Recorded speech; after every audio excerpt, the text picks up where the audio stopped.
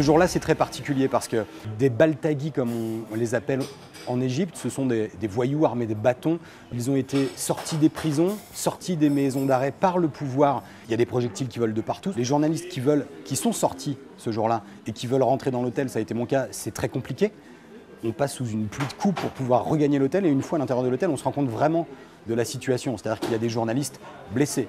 Il y a des journalistes, par exemple un journaliste français, confrère de radio, qui a 2 couteaux plantés dans chaque jambe et qui se trouve sur une table basse dans le hall de l'hôtel, soigné avec les moyens du bord.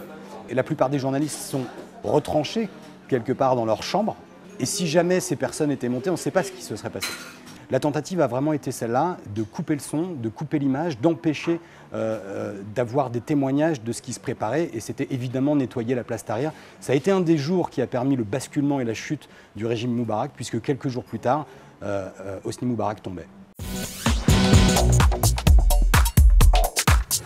Au départ, on fait simplement son travail, on a besoin de donner l'information le plus vite, etc.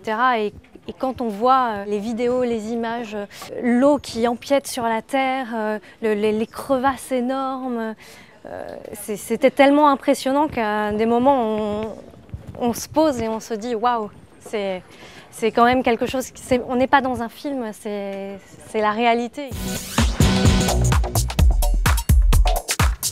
Le 21 avril, quand je pars à Nantes, quand j'arrive à Nantes, je suis convaincu que je suis là pour une disparition inquiétante.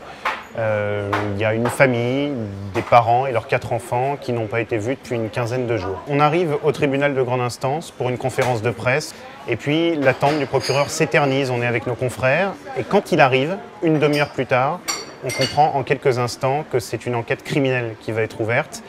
Le procureur nous annonce que des restes humains ont été découverts dans le jardin derrière la maison de la famille, boulevard Schumann. Et là, heure après heure, pendant la journée, des corps vont être découverts, celui de la mère, Agnès, celui des enfants, dans le jardin, donc enterrés, mais pas celui du père, Xavier Dupont de Ligonnès, qui lui a disparu et qu'on recherche depuis ce moment-là. On est sur le balcon de Buckingham. Buckingham surplombe un grand parc et le long de l'avenue qui traverse ce parc et sur la place devant Buckingham, c'est une vraie marée humaine.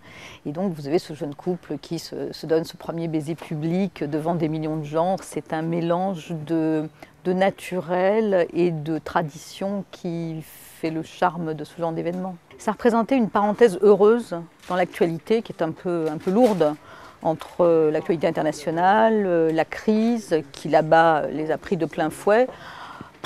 Pendant 48 heures, on a pensé à autre chose. On s'est préoccupé de savoir à quoi ressemblerait la robe. Et puis quand on a vu la robe, d'où venaient les dentelles. Et puis il y avait la surprise de Pippa, la sœur de Kate. Enfin, donc pendant 48 heures, on a parlé de chiffon. Moi, la chose qui m'a le plus marqué, c'est la première audience, le lundi matin. Lorsqu'il apparaît dans le tribunal, c'est la première fois qu'il rentre et qu'il voit cette salle face à lui.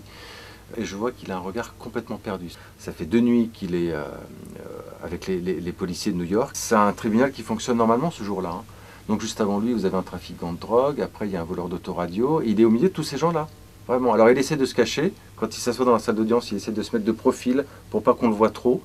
Mais il est au milieu de toute la racaille new-yorkaise qui se fait juger ce jour-là. J'ai une espèce de flash, c'est-à-dire que je vois le même Dominique Strauss-Kahn 3 semaines avant, je l'ai vu à Washington, patron du FMI, espèce de personnage flamboyant dont tout le monde dit qu'il va rentrer en France, qu'il va se lancer dans la présidentielle, et pendant 24-48 heures, j'arrive pas à me dire que la personne que j'ai vue à Washington, au FMI, et cette personne que je vois à l'audience à New York, sont une seule et même personne. On était vraiment au milieu de la quinzaine d'amis de François Hollande. Et ils sont souriants, ils sentent que c'est très favorable, ils y croient énormément. Mais à l'image de leur champion, ils essayent d'éviter l'emballement.